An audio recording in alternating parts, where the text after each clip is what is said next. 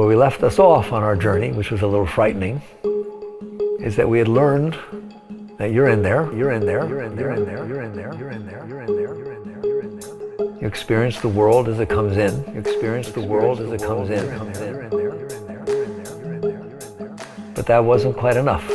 As it came in, you had to digest it. It had to pass through you. You had to embrace it and imbibe it.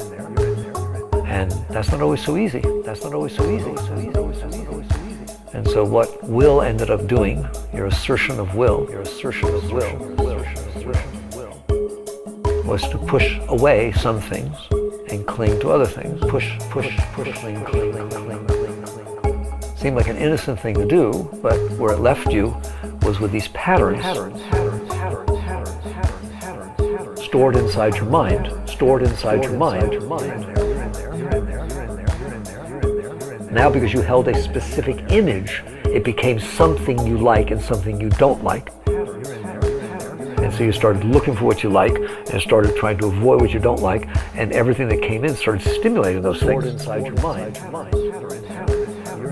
You have also this other power, which is the ability to abstract from what is coming in from the real world and play. Microsoft says, where do you want to go today? Where do you want to go? Forget the computer. Your mind is the ultimate of that. The question is, what are you doing with it? What are you doing with it? What programs are you running?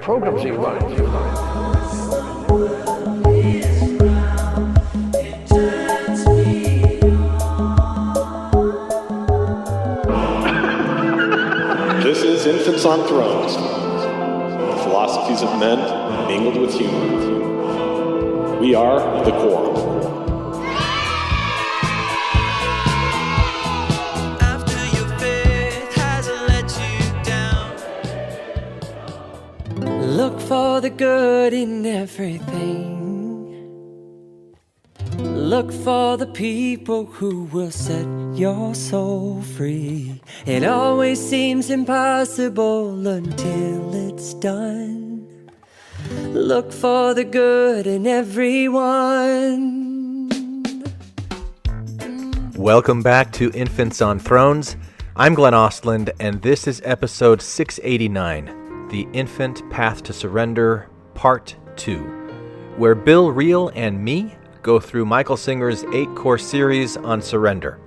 Now, today we're going to be covering courses 4, 5, and 6, which are basically about the mind, that's course 4, the heart, which is 5, and then the predicament, which is 6, and which I wasn't able to remember in the course of the discussion with Bill, as you will soon hear. But, according to Michael Singer, there is a predicament, and that predicament is this.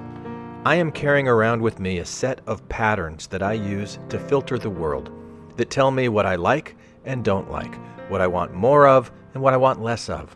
And I mistakenly think that if I manipulate the outside world to match all of my individual preferences, then I will have peace of mind. And that's the predicament, because I simply cannot manipulate the world to match the ever-evolving pattern of individual preferences that I carry around in my mind. So, how then am I ever to find sustainable peace of mind? Don't look to manipulate without, look to manipulate within. Duh. And that's what we'll be discussing today. Enjoy. Big Bang on the next universe being started. Yeah, I think I sent you that article. Oh, never mind, you did. All right. I get so much stuff in the day from various people. And... Okay, I think I'm ready to rock and roll. All right. How do you want to start this? It's up to you, man. Okay.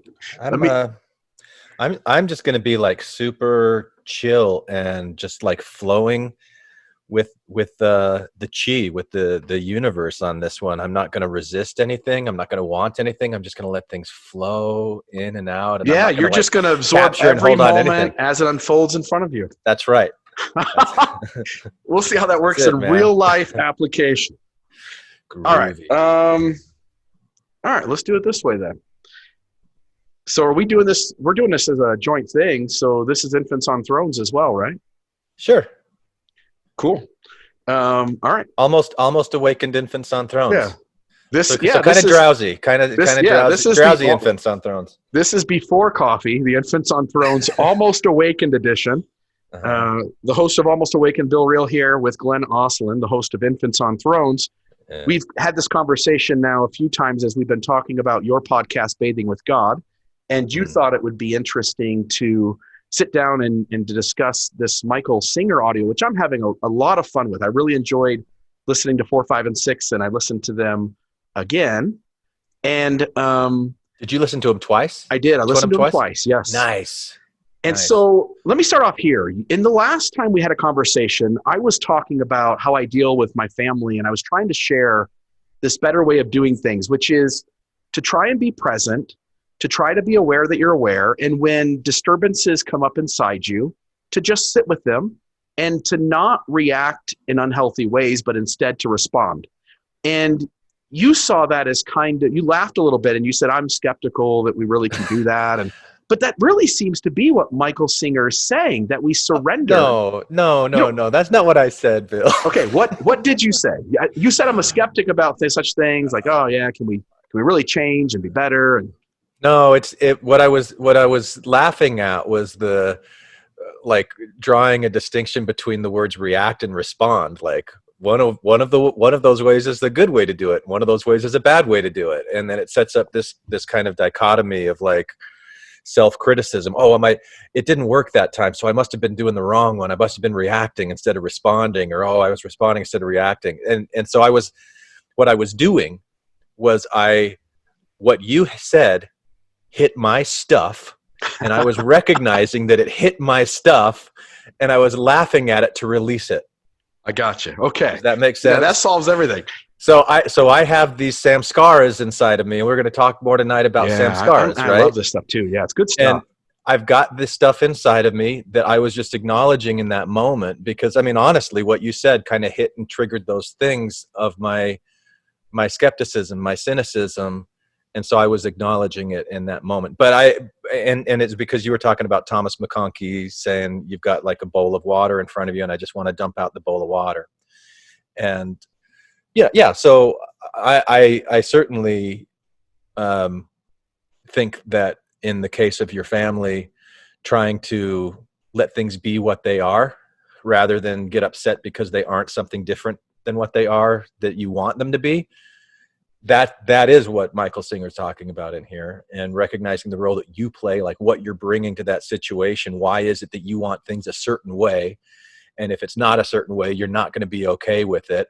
Well, take responsibility then. You're the one that put those parameters in place that said, if it doesn't come in this particular way, then I'm not going to be happy.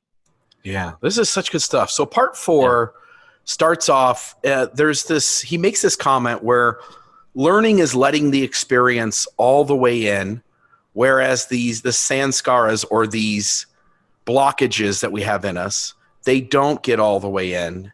And this idea that whenever we experience good things and bad things, when we experience positive things happening to us, we now want more of this positive. So if things happen in a way that's not what we want, then it is a negative. And if things don't happen that we do want, then that also is disrupting to us. So as experiences, again, I'm going to try to explain to the listener, and feel free to jump in. You've listened to stuff way more than me. But as I listened to this the first time, it's this idea that whenever things occur to us, and I always want to say trauma, because it's the bad that I think we all tend to focus on, that turns into unhealthy reactions and unhealthy mechanisms in us. The reason that spiritually they try to bring you back to the present moment is because you're lost in your personal mind. And your personal mind is the worst place to be. All it does is complain and have trouble and try to manipulate the world and so on. So by focusing on the current moment, it brings you out of that, okay, into focusing on something other than the personal mind. You also have the ability to transcend the personal mind and visit your pure intellectual mind and create and do things and be an engineer and anything, artistry, computer science, engineering, all of it's beautiful. You are to use your mind. It is not that you're just not supposed to use it for this personal garbage of having stored experiences that you like and don't like, and then thinking that the whole world is supposed to match what you stored. It's the funniest thing in the world. But when experiences and things happen that disappoint us, hurt us, frustrate us, sadden us, anger us, rather than just let that moment flow through us, as Michael tends to continually point at, we instead get what he calls these blockages or sanskaras. And now when the next experience happens that is similar to this. So if I had my bike stolen as a kid, now anytime somebody appears to be taking something that belongs to me, I react really strongly in the beginning before I even know what the full story is. And that these blockages that occur over the course of our life cause us to feel a disturbance in us, whatever that disturbance is, and we tend to name it. We'll give it a name. It's jealousy, it's anger, it's frustration, it's sadness, it's bitterness, whatever it is. And the moment our brain puts that label on, now our ego puts up walls and protections and shields to protect us from being hurt by others, and it influences us to manipulate others to change their experience to fit what we want, and it gets us to manipulate people to stop doing the things we don't want, and it causes us to continually want to, and I'm probably skipping through 4, 5, and 6 here, to continually search for these optimal experiences. But by always searching for the optimal experience, we're continually disappointed. And he uses a beautiful example in one of the later parts where he talks about, you know, what you wanted was to get married. And if you just got married, it'd make you happy. And then you get married, you're not really that happy. And now you think, well, if we just have kids, kids will solve the problem. Then you have kids and that doesn't solve it, just brings more headaches and frustrations and more sanskaras. And so you say, and then even just having the wedding for the marriage, you're like, oh, I'll have this perfect wedding. I'll make sure it looks like this, make sure these people are coming, make sure we have it in this place. And then that day comes and it rains and people are pissed off and things don't go the way you want them to. You're always trying to make your life match what your insides want it to look like. And what Michael's getting to as he gets through 4, 5, and 6, and there are more parts to come, so I don't know where we go from here, but I can guess. But what he does say is that we have to learn, the surrender is to learn to just let the world unfold as it does, let the emotions, the feelings, just pass through us, let the thoughts of reaction just pass through us, not act out because of the disturbance inside us, but instead just, as I think I pointed to in the last episode, just sit with those disturbances, recognize that life is what we perceive as good and bad, and it's continually happening all the time. Our expectations are met and we're happy. Our expectations are not met and we're upset and frustrated. And if we can just sit with life being beautiful, and even in the bad moments, just sit with them kind of going by and happening, that we tend to show up in the world in better, healthier ways. And we tend to be more present, and we tend to find more enjoyment in the present moment rather than losing our sleep and having emotional breakdowns over things never being exactly the way we want them to be. So all that said, what are your thoughts there? Am I hitting the nail on the head? Is that the general gist of what he's trying to give us? Well, I mean, as I'm listening to you, Bill, I'm thinking, I guess it's just interesting to me to hear what you take from it, you know? So, like you're asking me, is that what he's trying to say? I don't know if that's what he's trying to say or not. This is what you've taken from it. I think there's some differences in the way that you expressed it and the way that I'm understanding it, but I don't want to frame it as like one is right or one is wrong, because, you know, it's just like the way that we're engaging with this material here.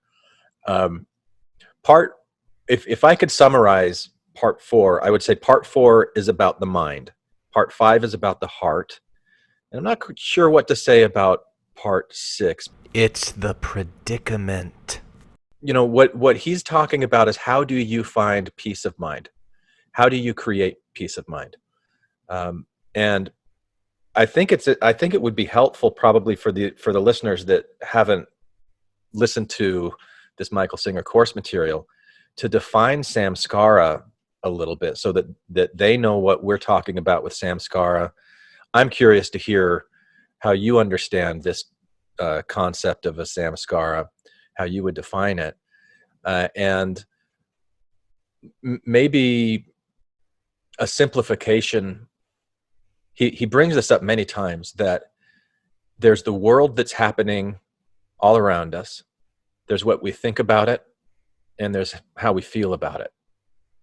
And he goes and he says that's primarily the main three things that are going on. And the world that's happening around us, it's a result of actions that have been put into place going back at least 13.8 billion years ago. Most of what's going on in any moment that we're in doesn't have anything to do with us. If you removed us from that moment would still be going on. There are influences that we have, but it's so small in the grand scheme of things. So there's the world going on. Most of what we experience are our thoughts, that what our mind is telling us about what's going on in the outside world, and then the things that we feel, what we feel about that. And so he talks about the mind in part 4. He talks about the heart in part 5, and how the heart gets closed and how to open up the heart to me, I guess if I was going to summarize this whole thing, I'd say, instead of trying to find peace from outside in the world, to find peace inside and become, I don't want to be Boyd K. Packer here and talk about little factories, but your heart could be a little factory that manufactures love and compassion and charity and pushes that out into the world. And that becomes the source of love, rather than expecting things to just line up exactly the way that you want them or not. But so much of what he says relies on this idea of a samskara, which is a pattern. And so I think I want to turn it over to you, Bill, and just hear your thoughts on what samskaras are, how they are formed, and what they do. I think it's a huge question. My understanding, and I think I'm going to say things that are outside of what he said as well. I think we are born into this world with certain dispositions. And I think as the world happens, our parents raise us a certain way. Our neighborhood gives us certain experiences. Our school system gives us certain experiences. Any relationship we have with another human being, any world events that are happening, any cultural norms or expectations that are placed upon us. And all of those cause us internally to create likes and dislikes, to create things that really excite us and things we're really having a deep aversion to. And we are continually trying to get the outside world to show up in a way that, as Michael says, meets all of our stuff inside the right way, so that every moment I am having the optimal, joyful experience. And I'm constantly getting lost in the past about the way things happened before, and the worry that this present moment is turning into that negative thing that happened before, or that I'm not getting this present moment to turn into the really awesome way that party or that dinner or that get together happened before. And whenever the world isn't showing up exactly as my internal dispositions want it to be, I'm constantly disappointed in how the world is being in this moment. And I'm deeply focused on trying to change it and alter it, manipulate it into being what I want it to be, so that I can be really happy right now, really joyful right now, so that I can make sure the future provides me with just happiness, that I can sit and think about the past so I can make those things all work out and go away for the bad things that happened. And I'm constantly lost in the world showing up in such a way that all my needs and wants and desires are met in this given moment, but to the degree that I'm really not being that present anyway. And so the samskara to me is all these little things inside that want the world to be a certain way and the way I want the world. So me and my wife and I went to a restaurant last night to have dinner, and she wants the experience to unfold a certain way. I want the experience to unfold a certain way. She's having certain kinds of conversation with me. I want to talk about other things. And so the more humans you add into any experience, the more individual dispositions that come into play. And so now you have two people trying to have an experience that makes them happy.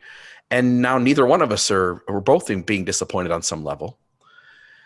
And so as I'm needing the world to show up in whatever way I need it to be okay and to feel at peace and to be comfortable and to be happy, the world is continually not showing up exactly like that. So I'm all the time being disappointed by this internal groundwork inside me that is wanting a certain life to be. And what Michael's, I think, is pointing to is that you can keep doing that, but it just never works. Again, you wanted the wedding to be perfect. It wasn't. You wanted the marriage to bring you happiness. It still didn't, even after you got married, you're still chasing happiness. You have the kids, you're still chasing happiness. You get the promotion at work, you're still chasing happiness. You have great friendships and you have this wonderful party and you have this great get together and everything feels perfect that night. You finally got it. And then you wake up the next morning and we're right back to chasing it again. And so the samskaras to me are the internal borders, boundaries, dispositions, perspectives that continually are requiring the next thing to be just right so that you can be happy. And very few moments in your life will actually hand you that. So to follow it up, it seems like you got to find a way to, as you point out, not need the outside world to show up a certain way, but learn to just accept that the world just unfolds as it does, with things that will fluster you and things that will bring you great joy and ecstasy.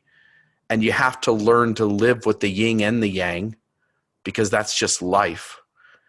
And he's trying to offer you the way in which you stop imposing your will on the outside world and instead learn to sit with your insides in ways that allow you to be okay internally, regardless of what's going on in the outside world.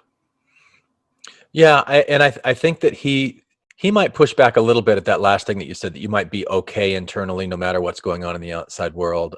I don't know that that's necessarily it. And you're probably right, because he talks about death and he says, like, when death happens, all this emotion comes in. Yeah. He's not trying to say you find a way not to feel it. Right. You still feel it. You just Right. accept that it's life and it happens. But if you hold on to it and you become afraid, and you're not afraid, you're afraid of your thought. It's just so funny. You have an autoimmune disease. You're afraid of yourself. Do you understand that? You've literally created within your mind hell, so that it's telling you what you don't want to happen, what you do want to happen, and so on. Then it's out there judging everything that's unfolding based on what you stored inside. Is it good? Is it bad? Is it right? Is it wrong? All based on your stuff.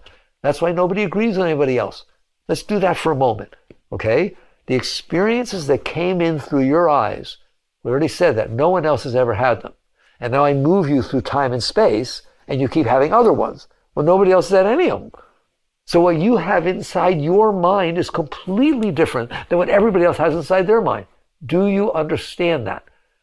It can't be otherwise, because the data that came in your mind came in from the experiences you had. Nobody else had those experiences, ever. Not even close. Not your husband, not your children, not even close. So what you have stored inside your mind, not only are the experiences different, but they hit you different. So you store different ones. So just understand, if you think your faces look different and your bodies look different, they might as well be identical twins compared to what your minds look like. Yeah, he talks a lot about energy. And the first time I listened to it, it was a little triggering to me. It seemed a little woo woo to have him talk so much about energy. But the more I listened to it, and the more I realized that really is what's going on.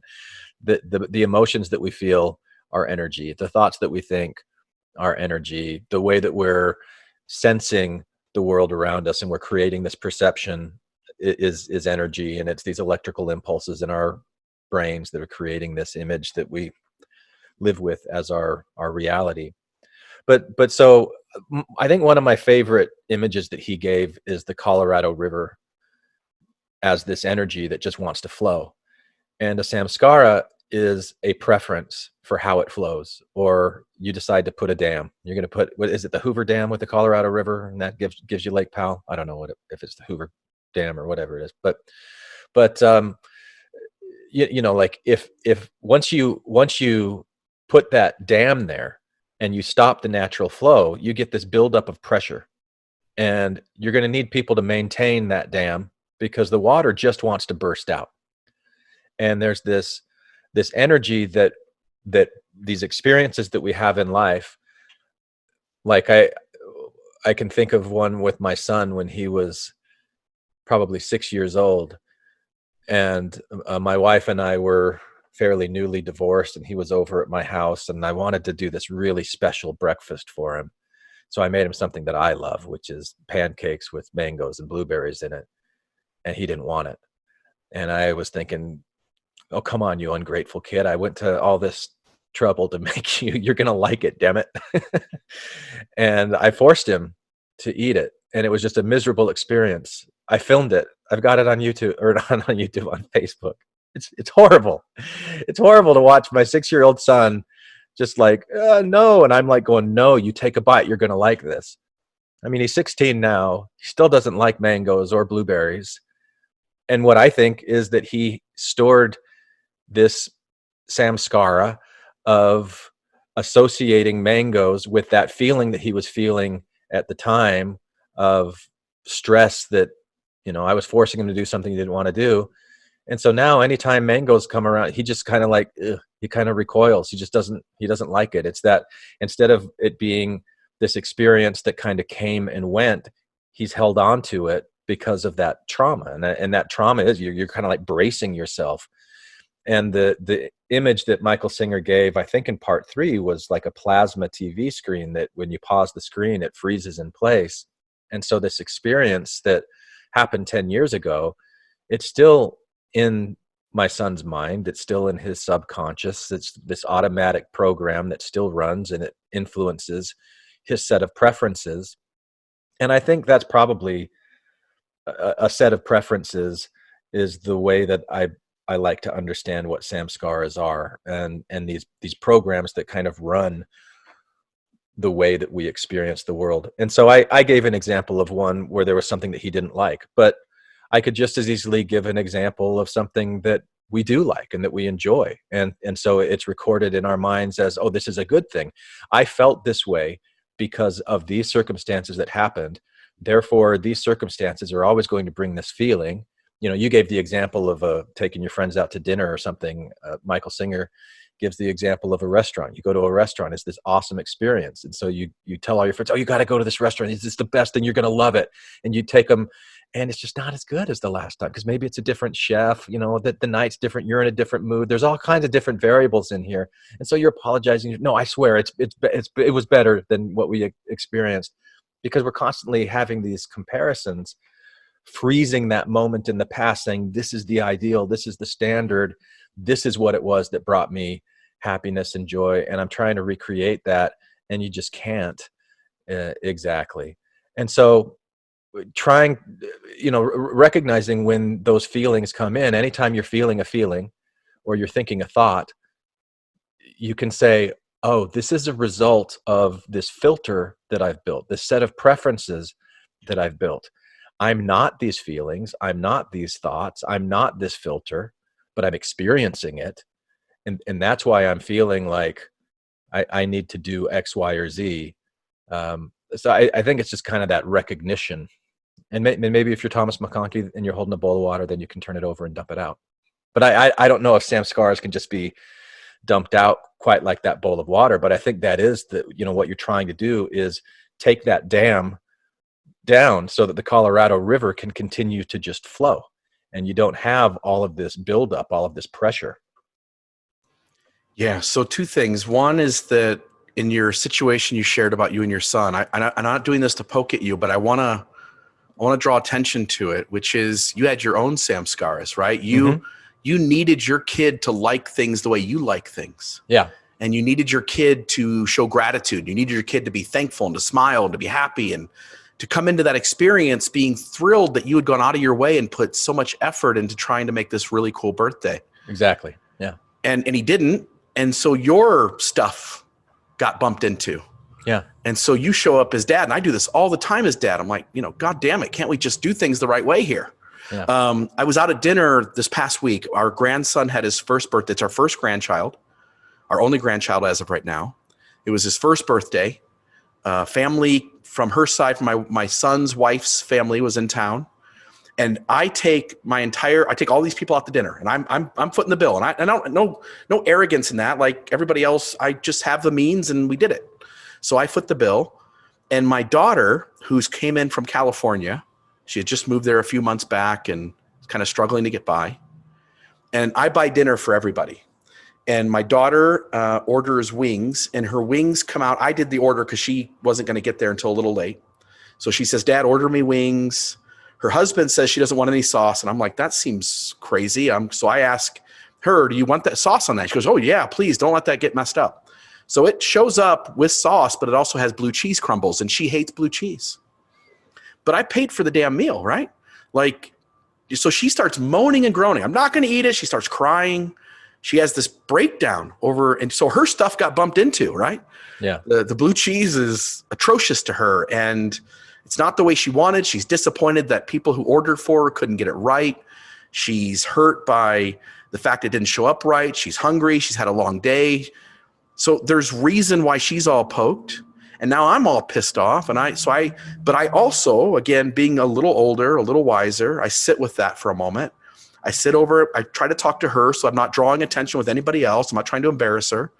I say, hey, daughter, life is going to throw things at you. Not everything is going to happen the way you want it to. My 2 cents is that if you want to be a healthy adult in this world, that sometimes you got to learn to make the best out of things when they don't happen the way you want them to.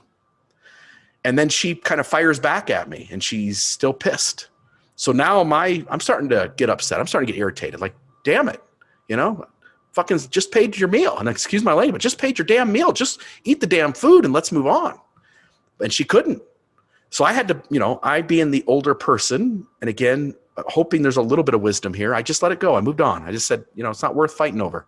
She wants to be upset. She gets to be upset. And hopefully she learns something from this experience that she takes with her and figures out a better way to do this the next time. But this shit is happening every day, Glenn. This is how we humans interact with each other. Either you're making me happy or you're not. And then I'm trying to figure out how to get you to do the things you need to do to make me happy. We're constantly bumping into each other's stuff. And not recognizing that she's really the one that was causing herself to be upset. And you're the one that was causing yourself to be upset. And, at any point, you could have said, oh, well, I'll send this back. I'll ask the waitress if she'll bring out some without the blue cheese, and or I'll order you another one without blue cheese. But there's this stuff that we're carrying around. Like, no, you've got to do it the right way. You're being ungrateful. You're making a big, deal. Like that's your stuff. Your samskaras, like, ugh, kind of thing. And so you're making yourself annoyed at the way that she's responding.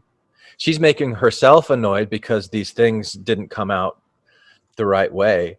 And like all of us, I think, want to try to fix what's wrong with everybody else rather than taking that responsibility of, oh, wait, this is because I have a preference that isn't being met.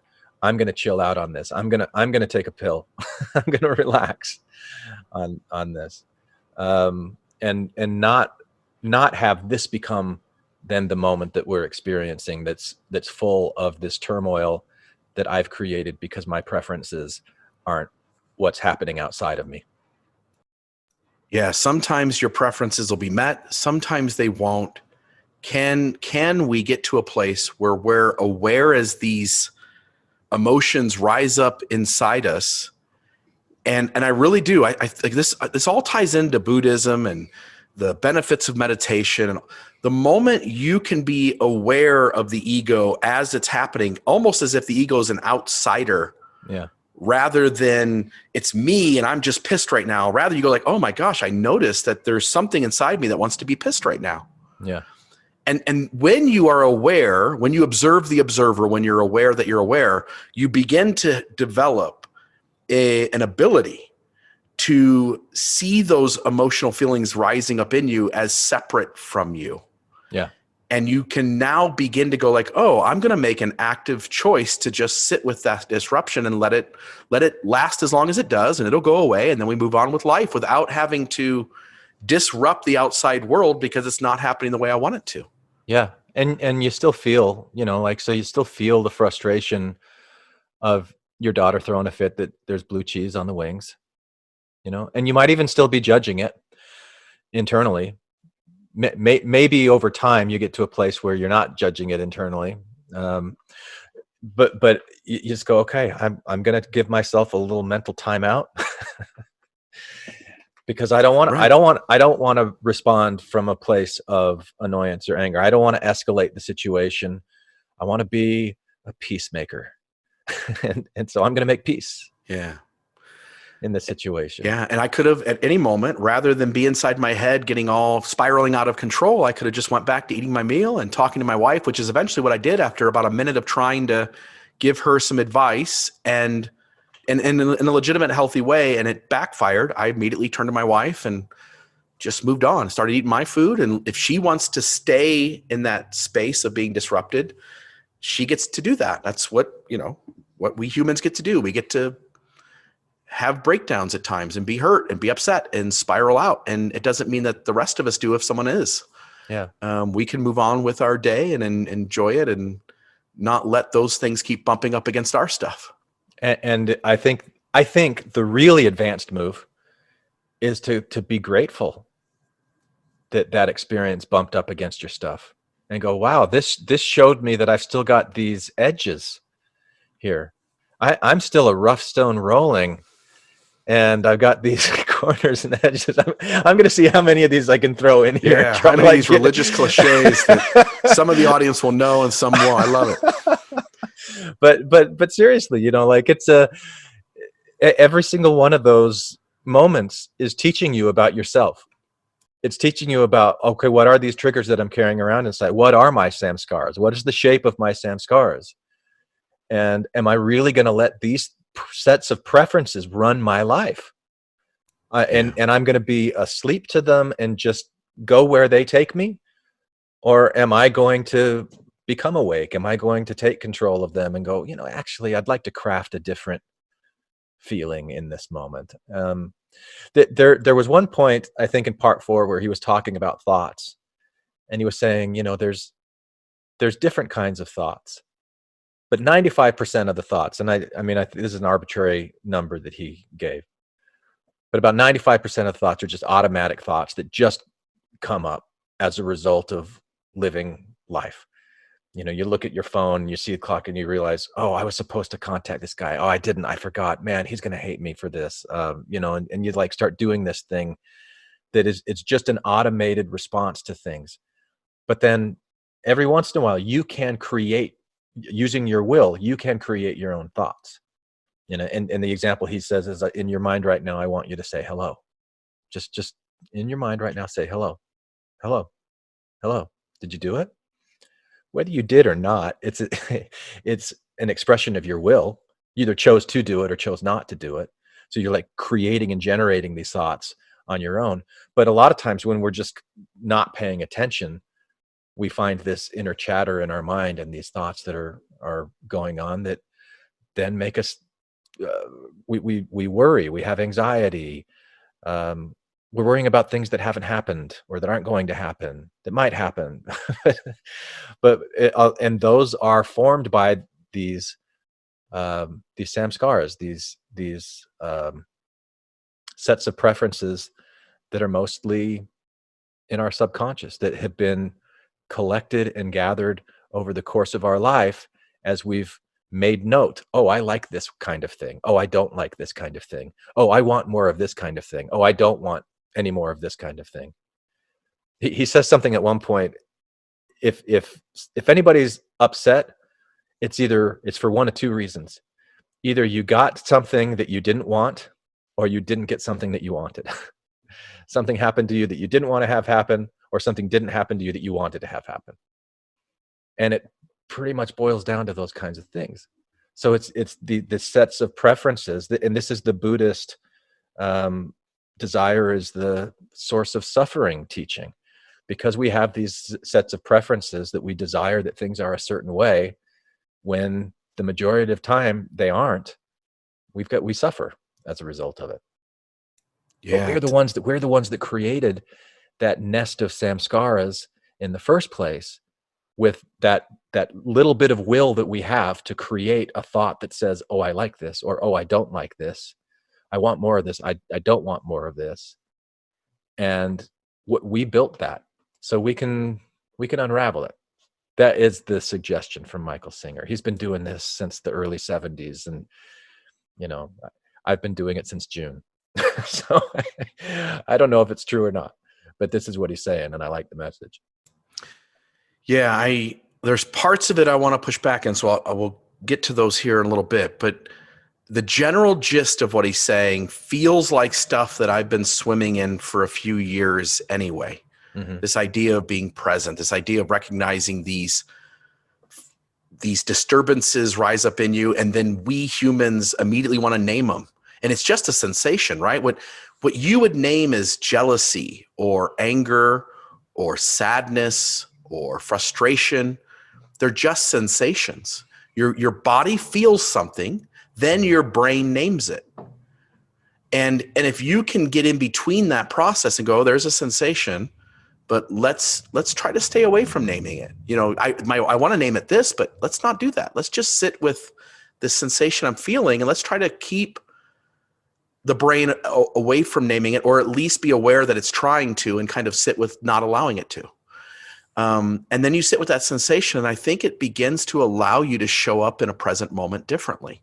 Yeah. And that's something I kind of push back on too, because I know I've heard that a lot, like that when you name it, that's the equivalent of building the dam that stops up the Colorado River, like that's a way of taking this energy or this emotion and freezing it into a certain form by the name that you're giving it, the label that you're giving it. I think it takes on a story. Probably. And like I said, I've been doing, I started listening to this in June. I don't know how to not name things. And so maybe I just don't like that because I can't not do it. I don't like this thing. It makes it seem like, oh, if I'm naming something, then I'm doing it wrong. And I don't know. There's something about that that just doesn't really sit well with me, Bill, about like not naming things. I don't know how we can not name things. Have you done that? Have you had any success in doing this? Again, I'm not far enough in to say I'm reporting back major success, but on less than a half dozen occasions, yeah, I've been able to, whereas I've in an experience that's similar to an experience that's happened 100 times before, where I lose my shit, I feel the sensation. I now observe the observer, and I see that in a normal instance, I would lose my shit here.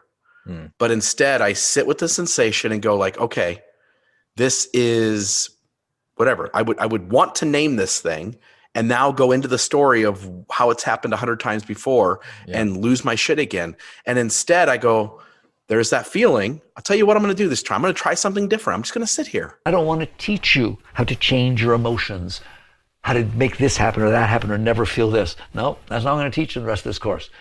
I want to teach you how to be you while the emotions go through their natural changes. Because if you can stay seated in the seat of self while these different shifts are taking place, we have a name for that.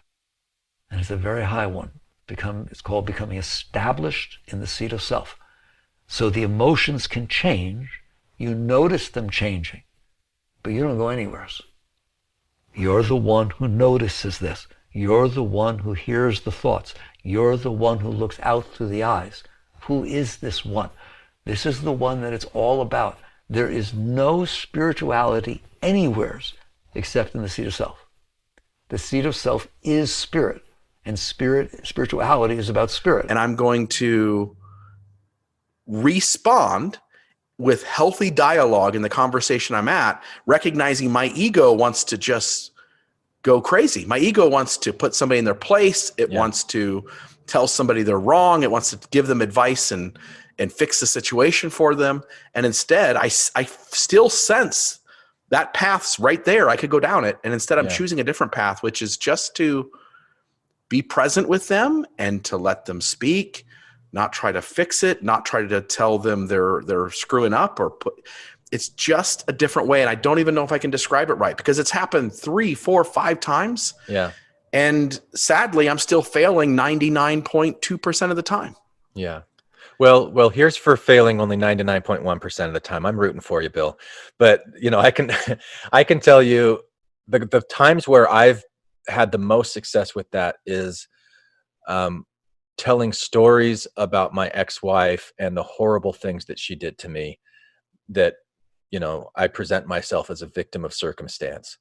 And I've recognized that there have been times where people are talking about those kinds of things. And in the past, I would have gone, oh yeah, well, I had this experience where blah, blah, blah, blah, blah. And that in doing that, I'm freezing those experiences and all of the feelings that are along with that. I'm like, I'm keeping it in my mind. It's like clay that I keep pushing and reinforcing into this certain shape instead of just like not. Like, I don't need to tell that story anymore. That was 10 years ago. I don't need to keep reliving it and re-traumatizing myself. And I can also recognize that was just my perspective of things at the time. That probably isn't even really the truth of what actually was going on. So I can let that go. I can surrender that experience. I can recognize that the story that I'm telling about it is a fiction that I created because I wanted to feel like a victim and get other people's sympathy to help me go through a hard time and go, oh, wow, I can't believe she treated you like that. You don't deserve that.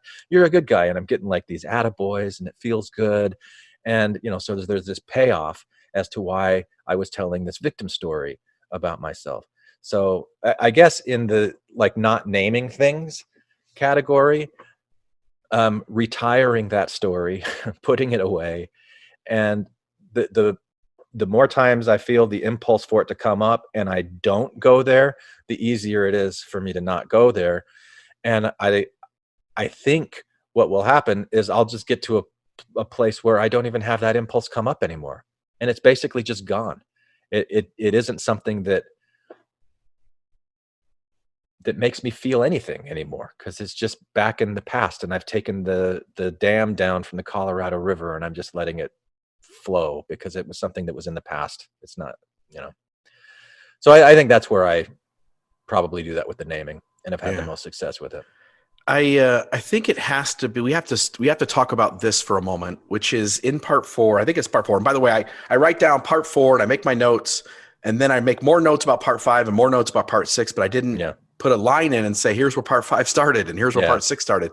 But I think it's in part 4 where he talks about dreams and what benefit dreams are. Yeah. And I think the listeners need to hear this, which is, and I think there's some truth to this. I don't think it's all true. I dreamed last night as I woke up this morning, I dreamed that I was with a group of people and I said, I will eat that bug. There was a bug up high in the room. And I said, I will eat that bug if all of you will throw in $20. And so in my dream, some people threw in $20. One guy got out like a bunch of 20s and hand them to me, but hand them to me privately so that he wouldn't get recognition for giving me the most money. Yeah. And then I'm about ready to eat the bug and then I wake up. So I think, some dreams are just dreams. I don't think they're fixing samskars. Maybe they are, but it's certainly not something I could figure out. But I do think what Michael points to in part 4 is this idea that some of these irritations that happen to us, or sometimes things happening good. And we don't get the chance in the real world to resolve them, or we just didn't take the opportunity to resolve them. And that our dreams serve us a therapeutic benefit of allowing us to resolve these clogged up dams in the river without having to actually resolve them in real life. We ought to be appreciative and think about and understand these connections with our dreams, that our dreams give us of course, dreams don't always happen in realistic ways, and most of the time don't. There's aspects to our dreams that are fantasy land or superpowers or crazy animals or dragons or whatever. I remember one dream when I was a kid, I dreamed it over and over again of my family being chased by this giant killer bear. And if I could go back to that moment, I bet I could find something I was afraid of that was trying to resolve itself through this dream. But that dreams are a way for us to resolve these blockages without actually real life resolving them. So maybe we're doing a good job at work, but our boss is having a bad day and they lash out at us. And so now we're hurt and we're upset, but we can't put our boss in their place. So we just move on with our day, but we're frustrated because we couldn't resolve it. We couldn't get our boss to acknowledge that we didn't do that thing wrong. And then we go home that night and we have some dream that has to do with being frustrated, and we're allowed to essentially release that frustration. I think we ought to make this connection and see that some of our dreams have this real benefit of allowing us to unclog these samskaras. Yeah.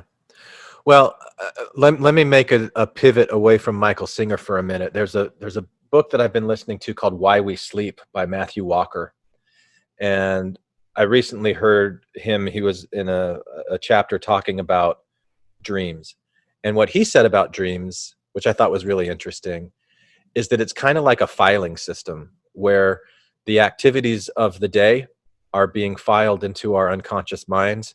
And so we're kind of like trying to match up what we encountered in the course of that day, which filing cabinets it fits into in our subconscious, and what the dream experience is kind of where those two things are meeting in all of these weird different images that kind of feel like they've got something and maybe feel like they don't. And that was an interesting idea. And I don't know if it's completely inconsistent with what Michael Singer said, but Michael Singer says that, like you dam up the Colorado River with the Hoover Dam, we're walking around with all of these energetic pressures that we've stored through the course of our life, that the water wants to come out. This pressure is building up and it wants to be released. It wants to just flow. And that dreams are a way that the dam is released and a little bit of that energy gets let out. And maybe it gets let out in the form of a bear. Maybe it gets let out in the form of a bug that you want to eat for $20 or more. I don't know what that is. But I think it's an interesting idea that we are walking around with all of the experiences we've ever had. Have you seen the movie Lucy with Scarlett Johansson? I think so, but I don't want to swear by it. Okay.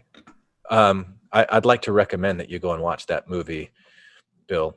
So the premise of the movie, and I'll have some spoilers in here, it doesn't matter. She gets kidnapped and she's being used as a drug mule, and they put this drug like in her abdomen. But basically the impact of this drug on her is that it activates 100% of her brain. So she goes from like 5% to 10% to 20% to 30%. And as she's increasing her capacity to access this power in her brain, it's like she's developing superpowers, but she's able to kind of connect with the network of information and energy that's all around her. But first she starts remembering every experience that she's ever had. And she has this telephone call while she's talking with her mom. She's like, Mom? Yes? I feel everything. What do you mean, sweetie? The space. The air. The vibrations. The people. I can feel the gravity. I can feel the rotation of the earth. The heat leaving my body. the blood in my veins. I can feel my brain, the deepest parts of my memory.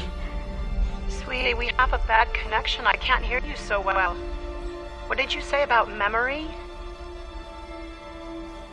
The pain in my mouth when I had braces. I can remember the feeling of your hand on my forehead when I ran a fever. I remember stroking the cat. It was so soft. The cat? What cat, honey? A Siamese with blue eyes and a broken tail. Sweetie, you can't possibly remember that. You were barely a year old. I remember the taste of your milk in my mouth. The room. The liquid. Sweetie, what are you talking about? I just want to tell you that I love you, Mom and Dad. Sweetie. And I want to thank you for the 1,000 kisses that I can still feel on my face. And so it's this idea, and I know this is a fictional movie, but that all of the experiences that we've ever had are absorbed in this sponge brain mind that we carry around. And most of it is in part, it is subconscious. It's outside of our waking consciousness, but it's there, and it influences us in ways that we usually aren't very conscious of by definition. And so that I think what you're saying, what you heard from Michael Singer, that our dreams are a way that our subconscious kind of opens up and releases some of this energy and could give us an idea of what some of those samskaras are in there. But it's not. I don't think the message is really about dreams as much as it is what you said earlier. When you start feeling these emotions rise up inside of you, whatever the emotion is, whether it's absolute joy and ecstasy, or it's fear or jealousy or rage or pride or whatever it is, are you present enough that you can reverse engineer that emotion to figure out, okay, what is the shape of the samskara that is projecting this image onto me? Like, why is it that I'm feeling this way? What's the energy that's stuck inside of me that wants to be released, that I haven't released yet, that is now giving me this kind of experience? And what, if anything, can I do to release it? And what is the impact of me not releasing it? That's the big subject in part 5, where he's talking about, instead of talking about the mind and thoughts that he talks about primarily in 4, he's talking about feelings and the heart, metaphorical heart, in part 5. And that what these samskaras do is they block and they transmute, they change the energy, the emotions that are coming. They take the shape of the samskara instead of whatever they really are, or whatever they could be if they weren't being filtered through this pattern of preferences and expectations, this filter through which we experience the world. It's very beautiful to talk about this stuff because most people don't ever understand anything. This is what most people know about their heart, right? Get it away from me. It is dangerous. It is too sensitive. It is scary. I would rather live in the mind. The mind is a place the soul goes to hide from the heart. Period. Somebody hurts you, you feel this emotion, you go right to that mind. He didn't mean it. He didn't mean it. No, it's okay. Don't take it so personal. That's if you're a spiritual person. Otherwise saying, oh, I'm not going to put up with this. I'm not staying here like this. No way. I'm getting at it. In other words, you're telling your heart, I'll take care of it. The heart's the little sister. You're the big brother. I'll take care of it. He'll be sorry he did that. Right or wrong. Okay? You go right to the mind immediately whenever the heart is doing something that you're not comfortable with. And so learning how to open up your heart, how to unlock it, how to surrender these samskaras, to get out of your own way, how to surrender the parts of yourself that are false so that you can actually experience reality and truth as close as you can to what it is. That's what he's talking about in part 5. I think he continues that in part 6, where you've given a couple examples from 6. Yeah. So I think here's a good place. So away from these conversations, we're from time to time kind of messaging each other and and I think in the last conversation we talked a little bit about this, but I think we picked it up maybe in a text message or a Facebook Messenger or something. But I want to talk to you a moment about, like, this idea that Michael's speaking of doesn't seem to fit everyone. Let me give an example: a sociopath or a serial killer. Or I just don't think this process is available, at least not to the degree that maybe he's, I'm going to stammer here, that he's offering. I see a serial killer, for instance, me. I want to be able to just live with the moment as it unfolds in front of me, whether it's good or bad. I'm the one who's attaching this label of good or bad. It's just meeting my stuff or it's not meeting my stuff, right?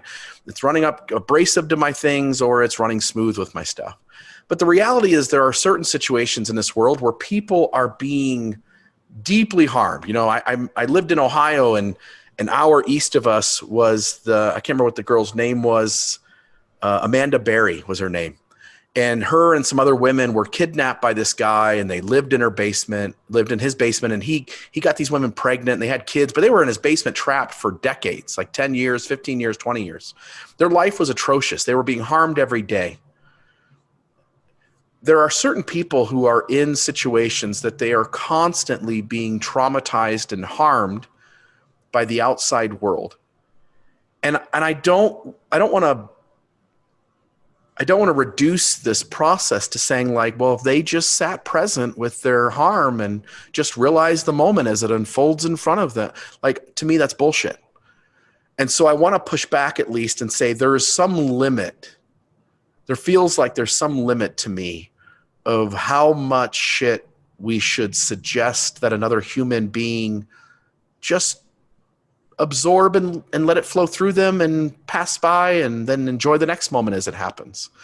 That there seems to be some degree of which normal life that we can do this, and some degree of really bad stuff happening constantly that it seems unreasonable to ask somebody to just sit and let these moments pass through them as they happen and unfold before them. Well, I think what you're saying is trying to take this idea of surrender and apply it to a sociopath. Extreme situations, yeah. But everything that Michael Singer's talking about is how do you deal with your stuff that's inside of you? And so in the situation that you're talking about this serial killer, is that where they got the what is it? Unsinkable, unbreakable, Kimmy Schmidt or whatever that TV show was about. Was that kind of like a parody on that real life situation? I don't know. And I'm kind of throwing two different things together, which is the very bad people out there who are just doing atrocious things on a consistent basis. Their brain doesn't operate like the rest of us. So take a sociopath, take a serial killer. Their brains don't seem to function in a way that they can be considerate of others and understand situations in such a way that you can realize the impact of your behavior as it's being imposed on those around you. So I just don't think that certain human beings can even process how to be healthier human beings from who they are. Well, I think, and then the others, I think you're probably right, but like my flippant response is going to be, so what to you?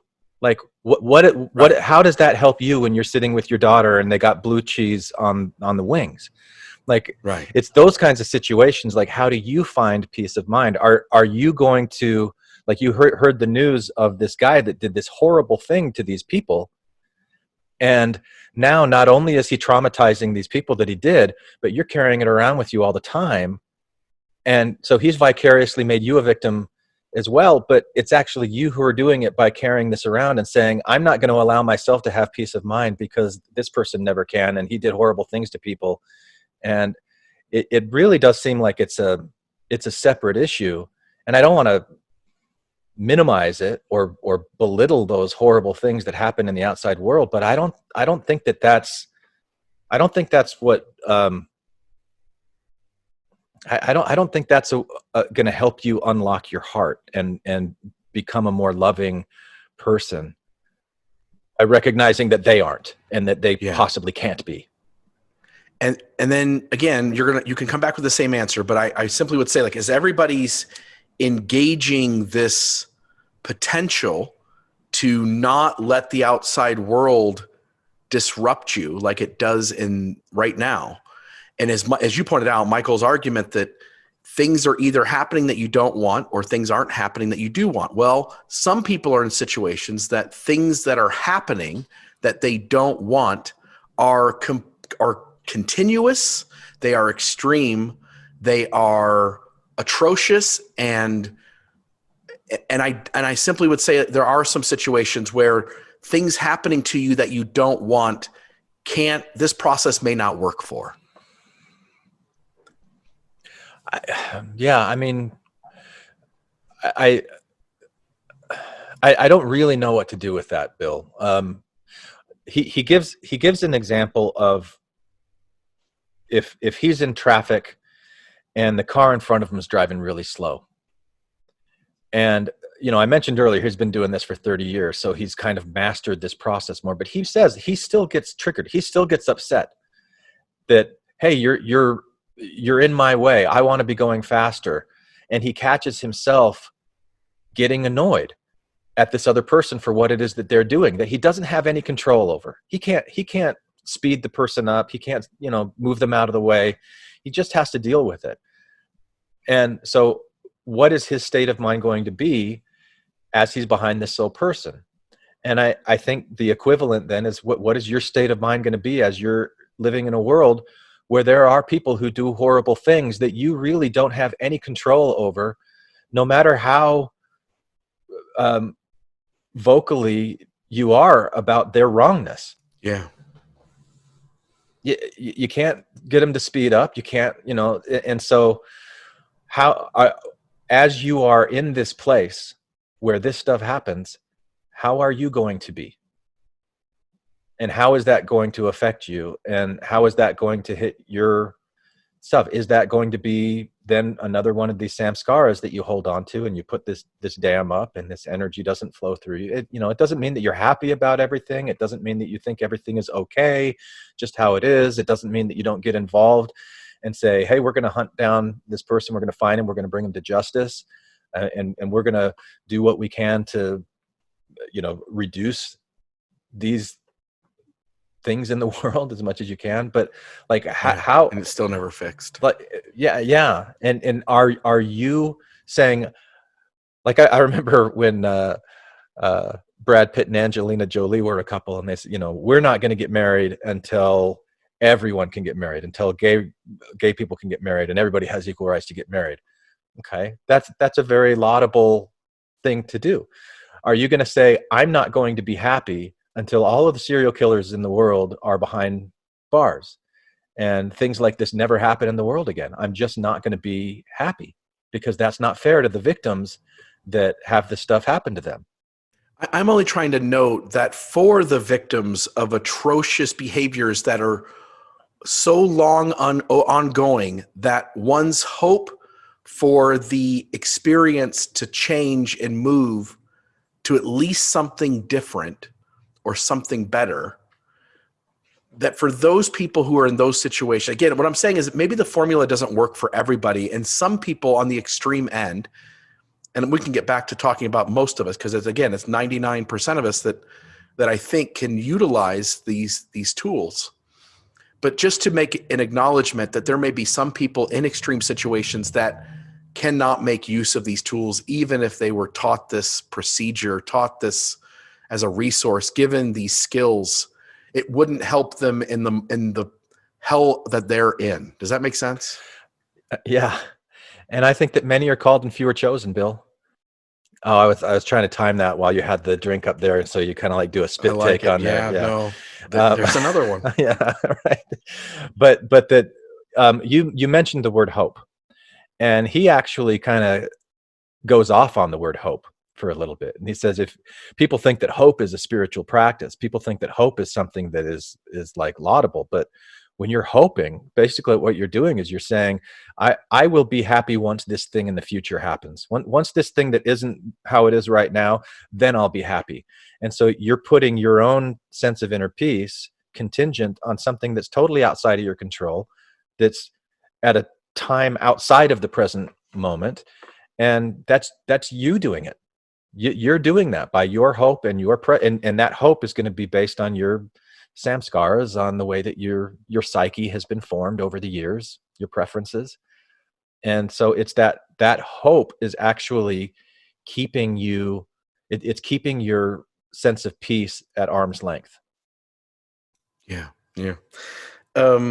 There's a part, I think and I got to tell you how uncomfortable I feel being a Michael Singer apologist right now when you're talking about, we're doing like the devil's advocate thing, and I'm taking this position of like trying to argue for his points, where I'm not totally 100% a convert of all of this stuff, but I think that's how he would respond to it. But I get nervous in these situations because I don't ever want it to seem like I'm not mourning with those who have been wronged, or that I don't have sympathy for people, and just like, oh, just bury your head in the sand and let everything go, and everything's okay, and just like let it go and just surrender. I don't want to be that guy. Yeah, maybe to carry this out one little more step, and then we can get back to kind of talking about some of the usefulness of this and some of the thoughts that came up. I had mentioned to you, I don't remember where, but I mentioned to you, like, we have a responsibility to not do harm. And you're like, well, we're just molecules running into each other. We're just energy. And in the whole scheme of things, this universe, the Big Bang happens, the universe is, created, it's ever expanding, Earth gets formed, various life happens, various life dies. Here are humans. We're going to be here for this speck of time. Yes, we develop consciousness. So yes, we can think about the past, and yes, we can think about the future. And but at some point we all die too, and the earth dies, the sun dies, the universe comes to an end because there's decay. And at some point it's all gone. So does it really matter? And my argument to you is, I think it does matter. Like, I think we are responsible to not cause harm and to try to stop harm. And you're like, well, what's harm, Bill? And like, how can one whirlwind of indestructible atomic energy harm another whirlwind of indestructible atomic energy or subatomic energy? Yeah, right. I get it. I know what you're saying. Like, why don't you hurt people, Glenn? Why don't you shoplift? Why don't you murder people? Why don't you kidnap? Because it's not the right thing to do. And on some level, your insides know that there's an appropriate way to act and an inappropriate way to act. And maybe to some degree, we just acknowledge, like, most of us don't even desire to do those kinds of things. Our samskaras have us not, the serial killers generally, from what we know about psychology, they're not born serial killers, right. But they're raised in homes where the mom is abusive, the dad's abusive, dad's absent, yeah. Certain things happen. And so we know, like, if you're going to pinpoint a serial killer early on in life before he becomes one, we know that he abuses animals, that he pisses the bed at night, that he has a serious issue with either mom or dad either not being present in the home or being abusive. And so we know that serial killers get made. So most of us don't even have a desire to do that kind of harm in the world. And I would say that's an extreme example of samskaras. Yeah. Right. Most of us generally know not to be a dick. In fact, in our friend group, that's our only rule. Don't be a dick. And still, some of us, and in fact, all of us at various times are a dick. That's such a dick rule. Yeah, it is, right?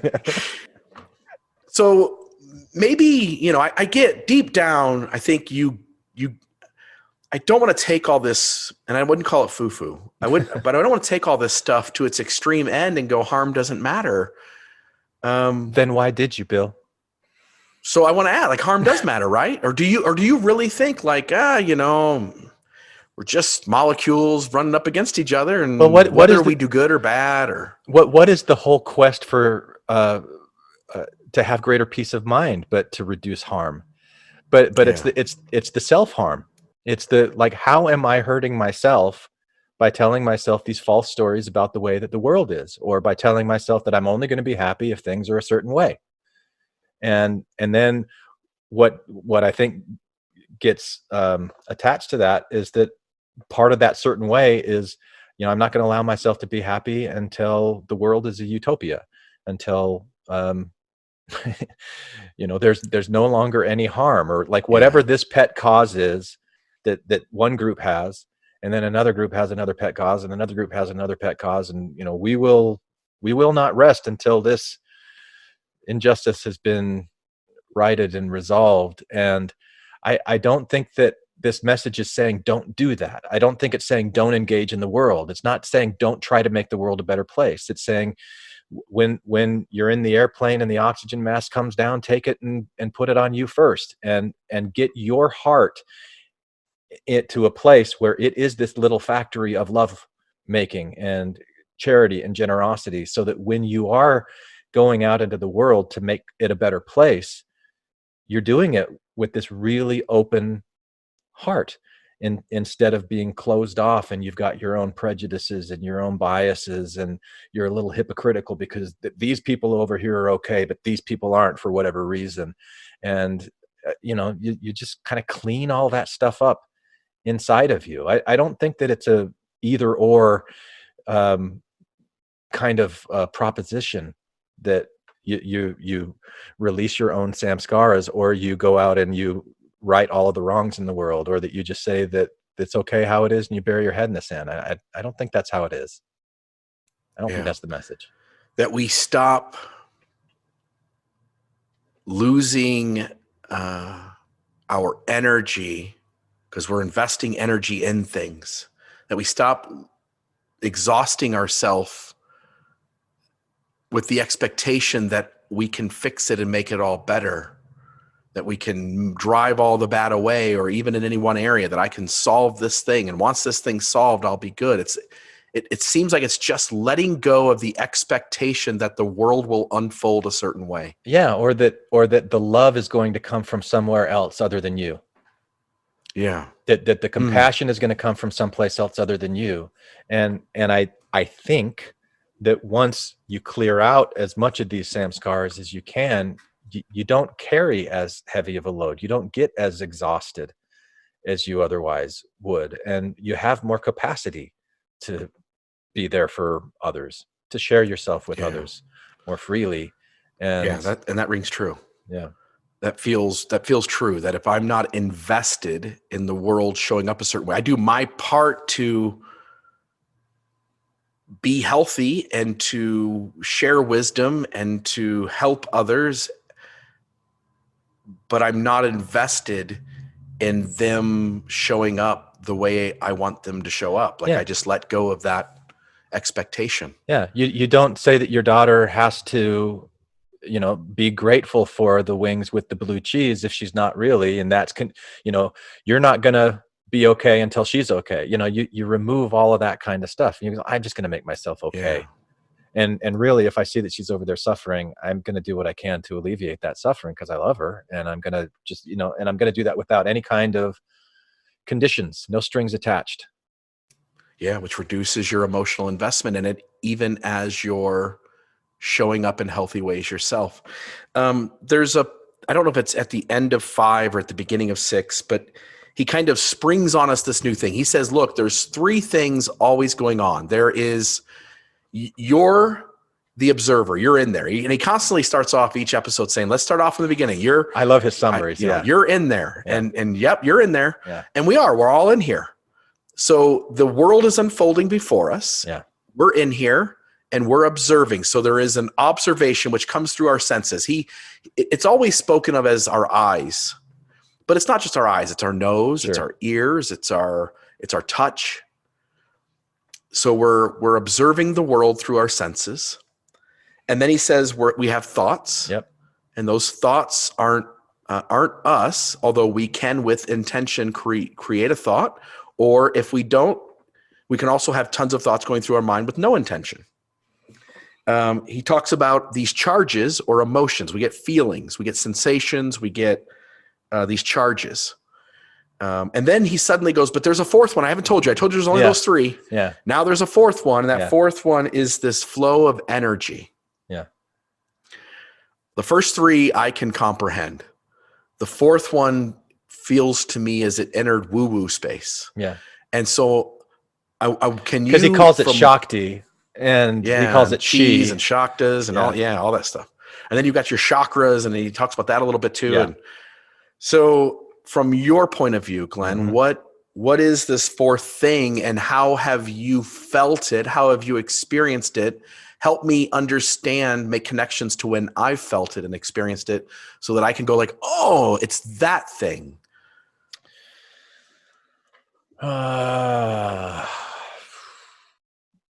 So I don't really know, Bill, but I think it's connected to what he talked about with the heart, and I think it's connected to what I'm talking about with the little factory. I think if I'm going to try to get, like a scientific explanation, we all are beings of energy, right? I mean, like we have electrical charges. We're atoms and quarks, and there's this energy that is inside of us, and the environment outside of us is atoms and quarks and electrons. And so I really don't know the answer to that question.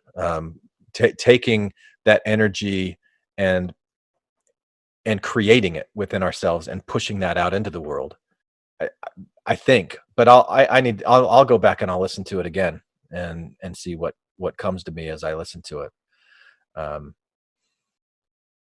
But so you asked me for a time when I have felt that. Yeah. So whatever he's defining, he's calling it energy flow or chi. Whatever he's defining, I have to be able to have experienced it to even comprehend it, right? None of us know what we don't know. It's the Dunning-Kruger effect, right? Like all of us think we understand things until somebody adds more information, and then we go like, oh shit, I didn't know that. And once you know additional information, you can now reprocess something. So when he says observing the world, I get it. I see I see what I see. I hear what I hear. I feel what I feel. I taste what I taste. I smell what I smell. I understand thoughts. I understand how they're not us, and I understand how we can also, with intention, create them. I'm aware of these charges. I feel sensations. I have emotions. I give them names. I know what all that is. Yeah. When he says energy flow, I don't know what he's talking about, because he didn't relate it in a way, at least not yet. Again, I'm only up to 6. And so I'm excited about 7, 8, 9. There's just 8. Yeah. There's just 2 more. Great. 7 and 8. Okay. So I'm excited about listening to those and diving into it, but I don't know what he's talking about yet. Well, let's put a pin in this one, and this will be the homework assignment to come back to the next one with this question with a better answer for it. Because the way that I remember him talking about that sneaky little fourth thing that he slides in is that it's your will, that it's associated with the observer, and that you have some control over how you feel about your thoughts, what you do with those thoughts, what you do with those feelings, what you do about the outside world that's around you. That this fourth category that he's talking about isn't something that is generated by the outside world or by your thoughts or by those feelings. It's something that comes from that part of you that is observing all of these things. So that consciousness. But I don't know if that's really what he said or not. Yeah. And again, I can only poke at how he articulated it, because I don't know that I can connect the dots to what's inside of me yet. So we'll pin it. But I would say it seems as though he's making this argument that we are constantly trying to have the world show up a certain way so that we can feel good inside, feel at peace inside, feel happy inside, feel content. And he's trying to give us a way to, because we've all felt those. I mean, I can remember my mom passes away, and a few months later, my dad comes out here to the West. I live in southern Utah. My dad lives in Ohio. My dad comes out here, and him and my wife and me, we all go to Vegas, and we just essentially just spend a 3-day weekend in Vegas just having fun.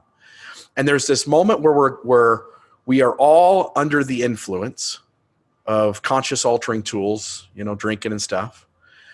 And there's a band playing on Fremont Street in Vegas. And this band is just a cover band, but the music is so beautiful. and everything just feels so good. And we could just stand there. You're standing on your feet and you're sore standing the whole time for hours on end, literally hours on end, listen to this band. But it's like the most beautiful moment in the world, right? Like, it's just, I could have stayed there forever. Literally, I could have stayed there forever. If these guys kept playing, my brain kept feeling what it was feeling. And the enjoyment coming from it, I just didn't want to leave. We stayed for 3 hours listening to these guys. Why didn't you stay forever? Because you got to do something else, right? Like, you got to go experience more experiences. But really, do you? If you're actually having this ultimate joy, really, do you got to go chase down the next thing? You don't. Like, this is the thing you're chasing. Yeah. And so I understand this, trying to bring that feeling into this moment, even though that outside thing is not happening. Yeah. I don't know. My sloppy guess is that thing that you experienced was enhanced by the alcohol and the other things that you alluded to but didn't really specify. I'm high off my mind. And the music was the type of music that meshed really well with your samskaras. Maybe it was reggae instead of country, or instead of the Beatles, which you only moderately like, and I'll forgive you for that. And but that was an example of the blending of, these three things that he talks about: the world that comes in through your senses, your thoughts and your feelings about them as they match up against your set of preferences, your samskaras. And you're like, this is a brilliantly joyful moment where your samskaras aren't just like these misery making things. They also like, hey, this is like, things have lined up perfectly in this moment. I could stay here forever, except for the fact that, what I drank is going to wear off. The musicians are going to stop playing. I'm going to have to go someplace else. The sun's going to set. It's going to be another day. I can't really hold on to that forever. But in your mind, you want to. In your mind, you've got like, this is the apex of joy that I've experienced. And what a great way to grieve, your mother's passing, that you were all able to share that and have that experience. But I don't know that I would rush to say that is anything connected to this enigmatic fourth category that neither of us can really remember. And I think what we should probably do at this point is just insert that part for the listeners so that they can hear it, and then we'll give them the homework assignment with us. Like, you try and figure out what this means too, and we'll bring it to our next conversation. We'll all do it together, Bill. So this is the core, that this concept of the heart opening and the heart closing. What does it mean it opens? Now we're going to get to a much deeper place. I said to you that your experience in there is three things. You experience the world coming in, you experience the thoughts of your mind, and you experience these energies, these emotions that come from your heart. The truth is, but I didn't want to bring it up in the beginning, but we're ready now, there's a fourth thing you experience in there. But most people are not aware enough, subtle enough, to not get lost in what's coming in through their senses, lost by what their mind's doing about it, and lost by the reaction of these emotions from their heart. So while all of those things are distracting you, you can't experience this fourth thing. And that is, there's an energy flow, chi, shakti, spirit. You call it whatever you want. And I'm not being metaphysical, and I haven't changed the level at which we're talking. Because the whole time we've been talking, I was talking about your experience of being in there. So you understand, you do get distracted by the world that comes in. And you do get the consciousness, get distracted by the thoughts that are generated and by the emotions that come up. By the time I give you all three of those, bye-bye. You're not even there to talk. If I try to talk to you, you're busy with those. You can't even see past it when I'm trying to take you past it. You understand that? Your mind's reacting, your thoughts don't like this, emotions and so on. When you quiet down enough, and this is where meditation comes in and so on, when you quiet down enough, you will realize what it is that's flowing through the heart. It is an energy flow. There is constantly an energy flow that flows inside of you. Like I said, it goes by many names: spirit, chi, shakti, and I'm sure many, many more that I don't know, okay? And it flows up inside of you. But it can only go as high as you let it. And most people, it doesn't even make its way into the heart most of the time. A little bit always goes through. Like I said, there's always a sense, I'm okay, I'm myself, right? There's just that normal flow that's happening. There are times where it becomes much stronger. The reason the energy is blocked inside is because of these samskaras. That stuff that you couldn't handle from your past, that you shoved away or tried to cling to, took form because you held it in there inside. And now when the energy tries to flow up, which is its natural state to flow up, it can't, because it hits that stuff in there. And when it hits the particular blockage, that blockage manifests, and you start feeling those emotions that are associated with what you stored in there. You start thinking those thoughts that are associated. I mean, I'm telling you deep stuff here, right? In other words, this is like a computer in there that's doing something, and you're just lost in it. You don't understand the process of what's happening. You are not in charge of your emotions. You are not in charge of opening and closing your heart. You are not in charge of your thoughts, are you?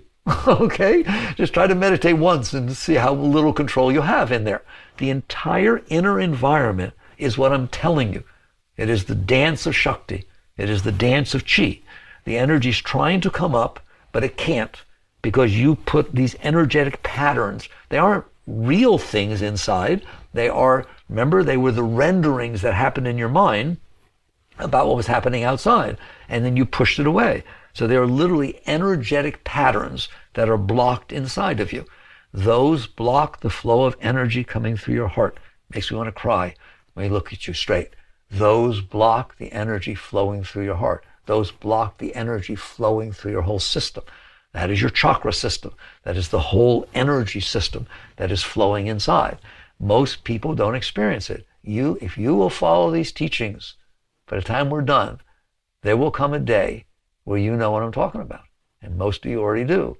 Where there is so much energy flowing inside of you, it is like the rush of holy waters. There's just this constant upward flow that's flowing through your entire system, shooting out the top of your head, out your third eye, and out your hands and palms. You become a being of light. You become a being of energy. That is when the energy is free to flow. It is not blocked by these personal blockages. We're going to discuss this when we get later on in the course. But the importance of talking about it now is I can't explain to you why your heart opens and closes, or why it has doors that can open and close, and why certain situations open and close your heart, unless you understand why it's not open. And the reason it's not open is you shove this stuff down there like the Hoover Dam, okay? And as you do that, it affects the energy flow. So what happens now is your normal state is you have all these samskaras, all these blockages stored in there, the energy like a river, okay? And if you ever watched a stream or a river, there are rocks in that river. Where does the water go? Around them, all right? It goes around them. And as it goes around them, it creates eddies and currents, and it has to go over them, right? It creates disturbances in the force, in the flow. But it finds its way around, doesn't it? That the main flow, that is what is happening inside your heart. That is what's happening inside your energy system. The energy is trying to flow. It can't because it's blocked. So it's trying to find a way. It's trying to literally tiptoe through the tulips. And if it finds a way around what mommy did and around what daddy did, and about that time when Ben said this to you and how that happened, and just curves its way around, a little energy will come up that can feed you.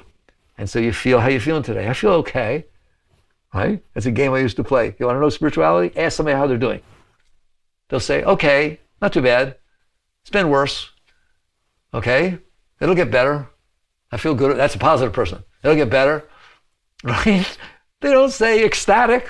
I do. I make a point. Everybody has to sound ecstatic, right? It blows them away. It's true, right? What kind of an answer is I'm doing okay? What kind of way is that to live your life? That means enough energy made it around your blockages to where you feel a certain amount of upliftment, a certain amount of joy, a certain amount of whatever, right? Until what happens? Until something from outside comes in and stimulates your blockage. Until Ben, your ex, the name gets said, it's just in a movie, anywhere. I guarantee you don't feel the same as before it happened. I don't really necessarily have anything else to go into.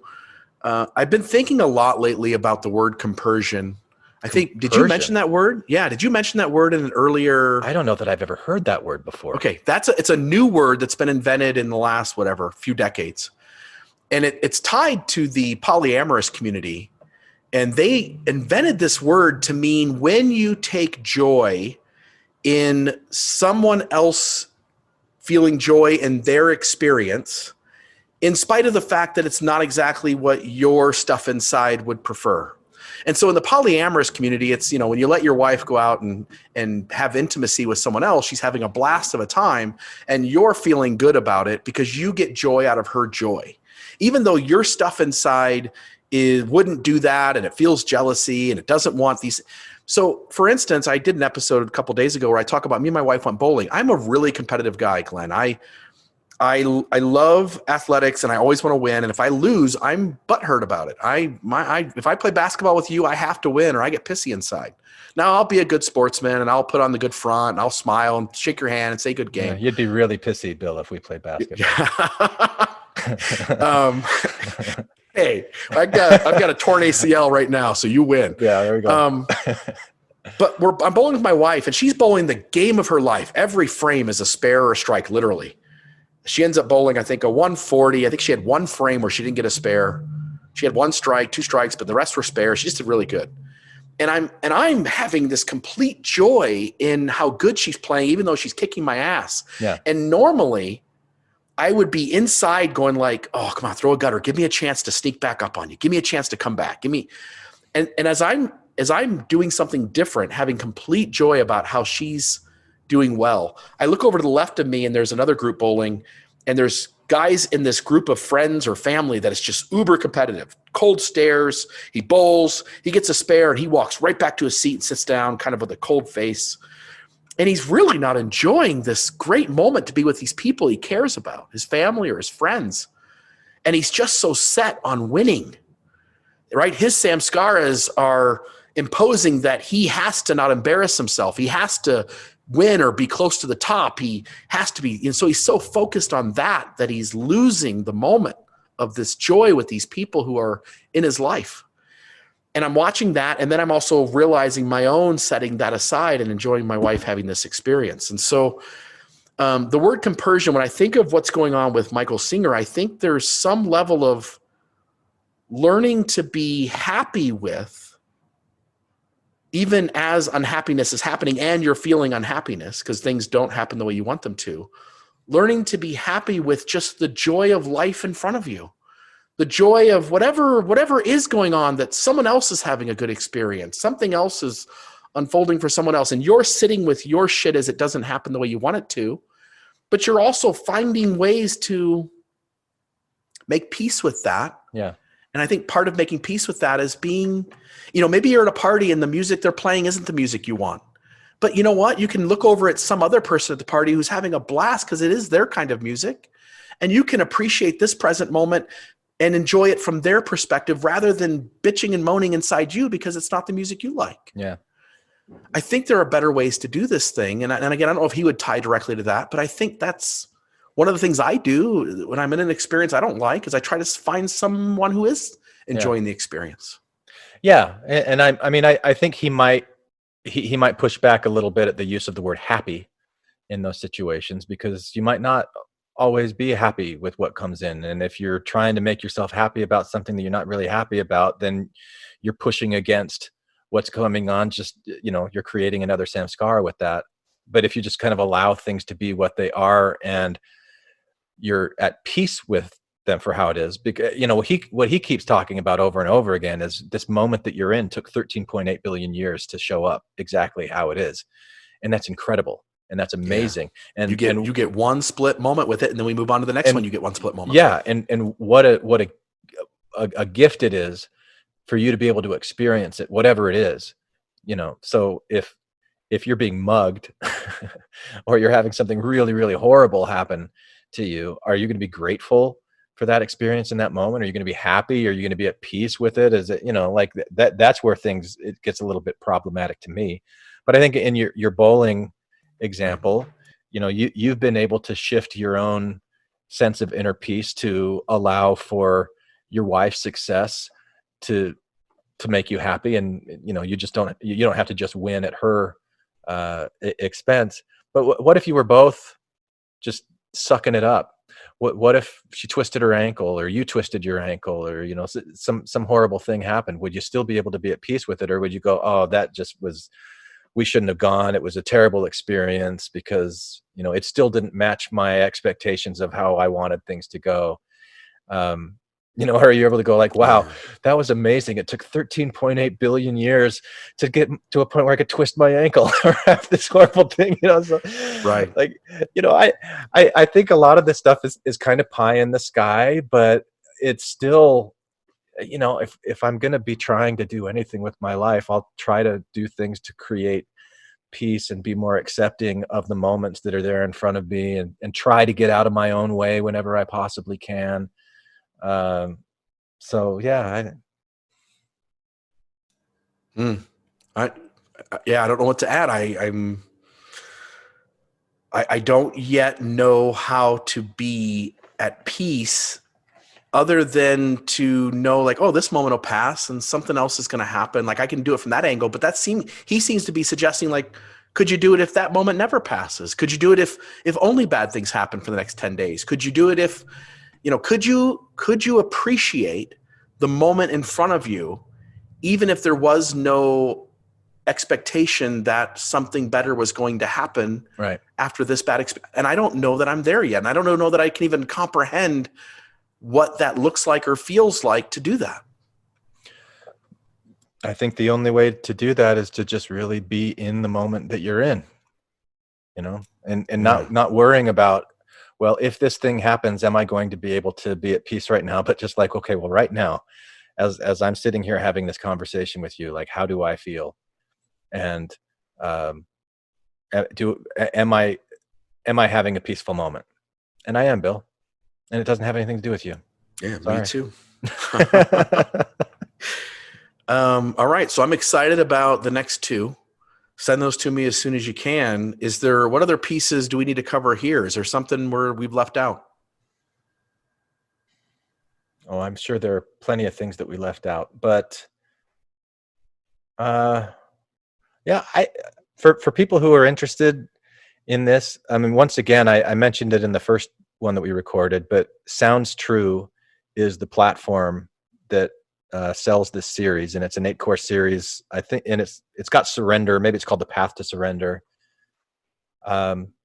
It's really worth the money. I think it's like $120, or maybe it's $90. I don't know. It's something like that, depending on what deals they have. But it's 8 courses that are, each one is about an hour. Some are a little longer, some are a little shorter, and he's really repetitive in these concepts, but that helps. And I was glad to hear that you had listened to these twice before coming in, because when I first heard these back in May or June or whenever it was, I listened to them nonstop.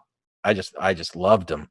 And I can't say that they've totally, like, completely imprinted on me. I mean, obviously you threw some things at me tonight that I didn't know the answers to, but it really has changed the way that I show up in my relationships with my kids, with my partner, people that I work with. I enjoy my interactions with people a lot more now than I used to. And I'm much more curious about who people are. There's something about that instead of like judging and going, ooh, that doesn't look like the kind of person that I would want to interact with, or like for whatever reason I might have that. It feels like that has gone away. Like I don't have that like I used to, I think. Unless I'm fooling myself, Bill. I've done that before. That's always a possibility. Yeah. The idea of spiral dynamics, which I think you've talked about before on Infants on Thrones, but this idea that we continually spiral around, revisiting all these kinds of ideas and shadows inside us and wrestling with things. And every time we revisit a topic, we gain something more, we develop a little further. So, again, having listened to it twice, and you're kind of talking about how this has all been improvement to your life, but maybe it isn't real. I think it is real. I think the more we think about why we do things the way we do as humans, we get a chance to do it a little better. And again, I know you're saying, okay, better or worse, what is that? But there is some reason that you're attracted to the series and what it's done for you, and you feel like you're showing up in the world as a healthier human being. And so there is something positive, even if positive and negative are myths, right? I'll share one last little story, and then I'm happy to close if you don't have anything else. But I've got in the past, I had a friend who, when we would get together with that friend and other friends, something would often disrupt this person, and this person would fall into kind of a emotional hole, and they would constantly be going like, oh, I fucked up. I shouldn't have said that. I hurt somebody's feelings. So now I'm going to walk away from the group, and I'm going to go sit in a corner, and You've got such a potty mouth now, Bill. I know. And I actually enjoy it. I love swearing. I did an episode on swearing, and I listened to I think it was a Radio Lab podcast where they talked about how we choose the swear words we do in each culture, and how they're all sharp words. They start or end with sharp sounds. And the biggest words we have of swear words begin and end with sharp sounds. Wow. Think of the F word. I don't have to. I just heard it. This friend gets herself into a hole, and she just stays there all night. She misses an hour of the party. And the moment you decide to be present again, the moment you go like, okay, I messed up 20 minutes ago, so what? Let's now re-enter the human space of interaction and just put it behind me and re-engage, pretending as if I'm okay again. And then within seconds, go fast forward 10 minutes, you literally are okay again. You're back in the conversation. Somebody's talking about something different. You're re-engaging the group. You're laughing. And I think this ties in too, that the moment you choose to be present in the moment when something hard just happened 5 minutes ago that hurt you, you choose to be present again and re-enter. If you're not being hurt in this moment, you get to put away that being hurt in that moment and re-engage what's going on around you. And again, it's the fastest, healthiest way to not be caught up in the hole that you were in 5 minutes ago. And it's this whole idea of past and future. And again, he's not saying that directly. These are just things that I feel are tied directly to this process. Yeah. So anyway, just my little story there, that the moment you choose to not be in the rabbit hole you're in, or the dark hole of hell that you're in from something that happened 2 moments ago, you're not in it anymore. The moment you choose not to be in it, you're not in it anymore. You get to move on with the next moment. Yeah, I think there's a real power in taking responsibility for the stories that you're telling yourself, the fictions you're telling yourself, the feelings that you're feeling, and going, okay, the reason that I'm in this hole is because I have these samskaras. Something hit my stuff, and I went, oh, I don't like this. That's my doing. It's not the result of whatever came in. It's just atoms that are interacting with other atoms. But I'm the one that put the dam on the Colorado River that created this patterns of preference for me, and whatever happened didn't hit my preferences. I'm the one who built this sets of preferences. I'm the one who can make a decision about whether I'm going to let those continue to ruin my night or not. And I think it takes time. I don't think that you can just flip a switch and turn it off like a light switch. There's another kind of one of those little references in there, because we've also heard that, oh, if you don't like it, just turn it off. Like a light switch. It kind of borders on that, right? But right. But it's about taking personal responsibility. So when in my relationship with Cammie, when she gets upset or when I get upset, we both recognize now, oh, I'm doing something that is upsetting myself here. I'm not going to blame this on you. And I don't know if you're familiar with the nonviolent communication books, a way of taking ownership for when this thing happens, I feel this way about it. And the reason that I feel this way about it is because I have a history of building up these preferences to it. And so I'm going to right now take that responsibility. I'm going to ride it out. What I do is I start breathing and I relax my body and just try to like ride out the emotion. And it seems that I to can be relate to. Yeah, that I can relate to. Anything else? Anything else that comes up for you as you kind of think about these three parts? Not totally related, but Ted Lasso. Have you watched that TV show yet with Jason Sudeikis? It's on Apple What's TV. the name of the show? It's Ted Lasso. Oh, it is. That's the name of the show, Ted Lasso. I'm not familiar with it. He's it's fantastic. I'll just say that. It's kind of silly in certain ways, but he kind of takes this philosophy of being really positive in even some really hard situations that he goes through. I really enjoyed it. I really liked it.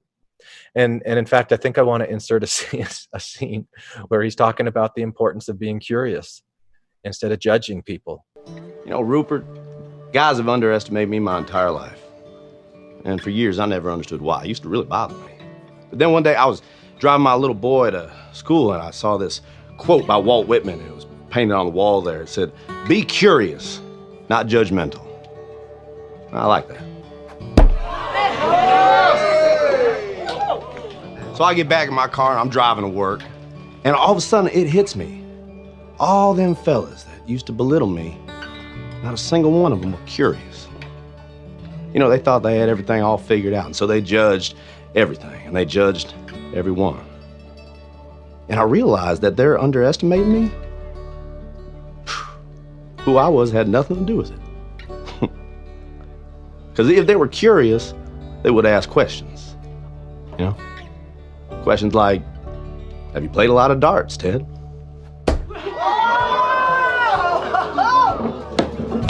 Which I would have answered, yes, sir. Every Sunday afternoon at a sports bar with my father from age 10 until I was 16 when he passed away. Barbecue sauce. Instead of judging situations, like having real, genuine curiosity and how that can make a shift in the way that you feel about the world around you. And I think that's an example of opening up your heart instead of closing it. So I would recommend. Do you know who streams that? Is it on Netflix? Is it on Amazon Prime? Apple TV. Apple TV. Yeah, it's one of those Apple TV shows. Yeah, but a listener of Infants on Thrones recommended it to me last week, and so Cammie and I started watching it, and we burned through. It's 10 episodes, season 1, 30 minutes each, and I really liked it. Fish out of water. He's like this kind of Southern guy, goes to England to coach their football/soccer club, and that's it. Good show, man. Cool. I'll check it out. Then in that movie Lucy, I'm going to check that out tonight. Oh yeah. And then Jason Mraz's reggae album, Look for the Good. I sent you that link because I really like reggae. That's an awesome one too. I do. I love reggae. It seems to speak to that idea. Like, you can't fix everything. Just be the best you can be in this moment. So stop, turn off all of the presidential and vice presidential debates, quit watching the news, stop filling yourself full of all that toxic stuff. Yeah. And learn how to love yourself instead of building up all these samskars about how awful the world is. Yeah, I love it. No, I love it. I love this has been helpful. I listened to I think I read The Untethered Soul 3 or 4 years ago. Yeah. A lot of the things I read are playing in this space of being present and aware and sitting with your shiz instead of worrying about how it's not being, your expectations aren't being met in any given moment. This feels natural to me. So I'm excited to listen to these last two, and we'll have a wrap up conversation where we kind of hit on what's there, and then hopefully the listeners are getting something from this too. And like you say, I think everybody should go listen to the actual 8-part series and put a little money down. What's $120 if it's life changing? Yeah. And it may not be, it might not speak to people the way it speaks to me. But man, I sure have loved it. Cool. Well, I'm excited. We'll listeners should expect to hear from us maybe another week or so. Yeah, right on. Okay, send me those two, and I'll get out of your way and let you get back to your evening. I appreciate your time, and I find these conversations fun. I even had a thought. I've thought this a few times in the last few weeks that you and I probably appreciate our own ownership of our own product, but I think you and I would do really well to do a podcast together. I think we are. I think it's just already happening. No, I agree. But I mean something that has a little bit of a run to it. Well, I haven't told you yet my idea to do the letting go David Hawkins following up this stuff. So I got more ideas, Bill. I love it. Well, let's keep doing it, and as long as we're both releasing it in our own product, then I think I feel good about it. All right, sounds good. Hey, here's a bug. How much you want to eat it? $20 from your listeners? Yeah, you know what? My listeners Somebody might pay me offers 30. me. Yeah, one guy pulled out like 6 or 7 20s out of his pocket, stuffed it in my pocket when no one's looking. I was ready to eat the bug. Yeah. Okay, have a great night, and I'll save my audio here on my end. And listeners, I'm just excited for you to kind of hear these conversations. I think you're a bright guy, Glenn, and I think these conversations are super helpful to awakening and inner work that we're all trying to do. Yeah. Ditto, Bill. You're also bright. Yeah, thank Dazzling. you. Brilliant, you, my shining. friend. so bright I gotta wear shades. All right. Okay, have a great night. See you, Bill. Bye-bye. Put down the weapons that you use against yourself. You don't need them anymore. Lay down the weapons that you use against the world. We don't need another war. Put down the weapons that you use against yourself. Hi, this is Hillary. Matthew, Ryan, Carol, Keith, Ashley, and I like to play bingo online while listening to Infants on Thrones. You can comment on this episode on the website, infantsonthrones.com. And if you really like what you hear, give the Quorum a 5-star rating and write a short review on iTunes. I did. Anyone for the closing prayer? My worst crime is an inside job. Dark thoughts taking over like an inside mob. I tune into the scene between the eyes and take a breath. Thank you for listening to Infants on Thrones. I sit still and watch the thoughts float past me. Never mind the future, never mind what the past be. I like to jump and let the universe catch me. Free fall, watch the beauty blow past me. I keep my pockets light, destination in sight. Keep my actions elevated to compassionate heights. I'm walking past the fight, laying down on Sunday night. Choosing love when I pick up this mic.